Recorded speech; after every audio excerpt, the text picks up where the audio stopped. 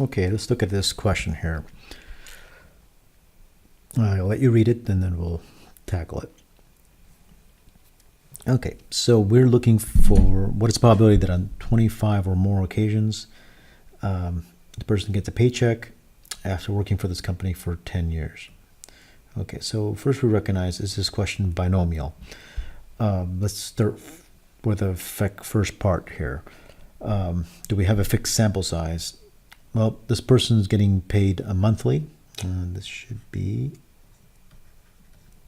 M, probability of M.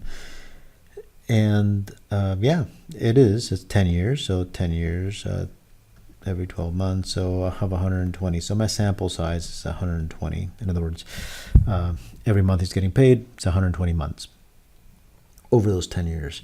Is a probability of success?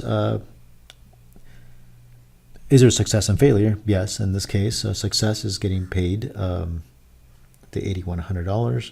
Failure is just getting paid anything else except that. Is the probability of success staying the same? Well, again, I'm going to assume this person doesn't get a raise or anything. This is just what's happening for the next 10 years. And however, this person is getting the chance of this number, let's say it's a random number generator, then yes, this number is going to stay the same. So the probability of success is fixed at 0.15. Great.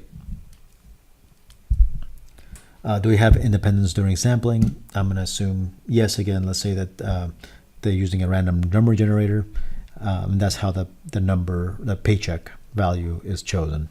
So in that case, it's perfectly independent. Okay, great. So we have a binomial situation. Now, what we're looking at is what's the chance that on 25 or more occasions. So it sounds like I'm going to be able to calculate a p-hat value. So 25 out of 120. That gives me my p-hat value.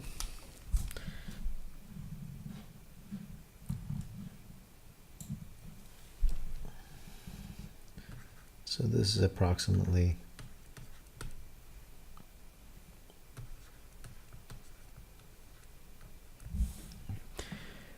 20% or so. So I'm expecting the probability of success is 0.15. The question is it possible that in a sample of 120, I'm able to experience a proportion as high as 20% or more? So is my sample size big enough to invoke the central limit theorem? Let's find out. So it's going to be 120 times 15%. What is that?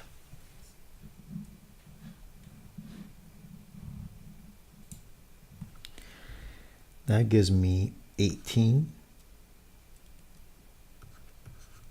Clearly greater than 10.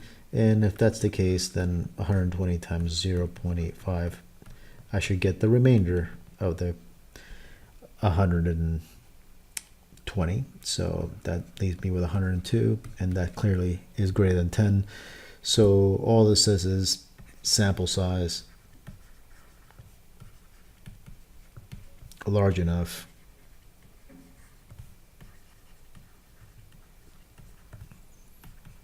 to calculate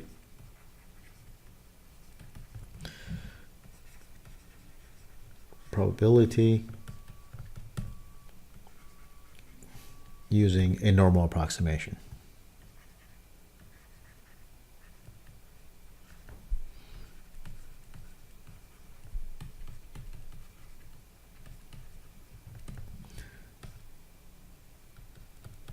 i.e. central limit theorem.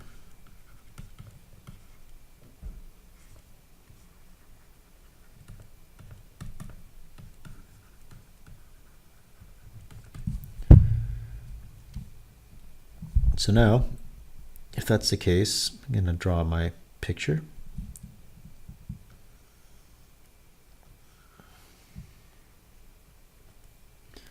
draw a normal distribution. At the center of this is the probability of success. And the reason I am able to do this is because I'm assuming sampling method is unbiased.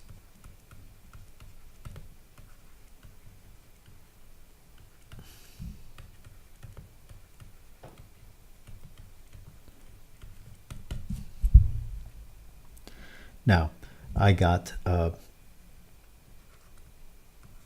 p-hat value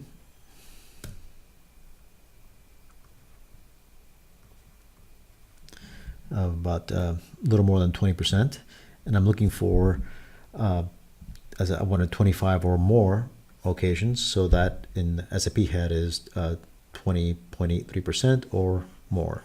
So what's the chance of getting a number in this region? And this is the probability, that area is the probability of achieving that. Now it's a matter of doing some calculations. So let me take this number and calculate the z-score.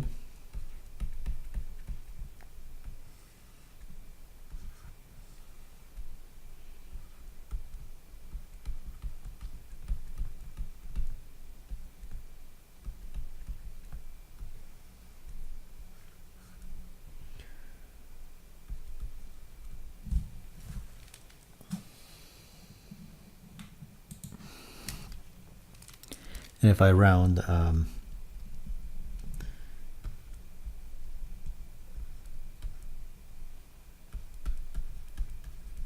that's about 1.79.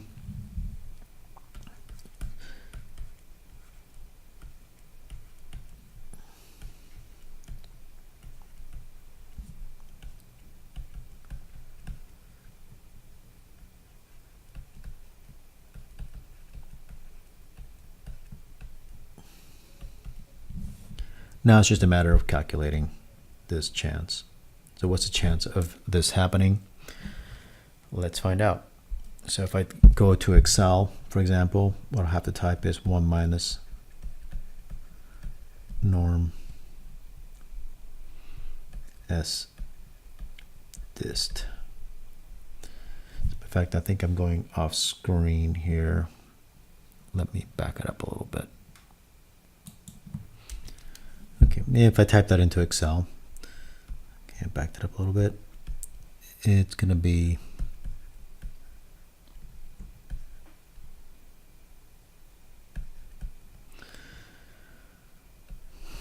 something like that. If I type it into GeoGebra, again, notice this is a binomial situation, but the central limit theorem allows me to use a normal distribution. So it doesn't make the situation normal, it just makes the way I'm calculating using a normal distribution. So I'm going to go over here and type in what I want. I'm going to go in this direction, greater than, and just type in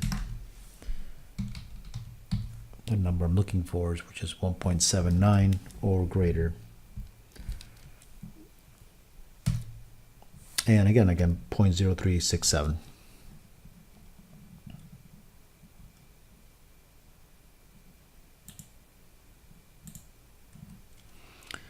So again, if I round a little more,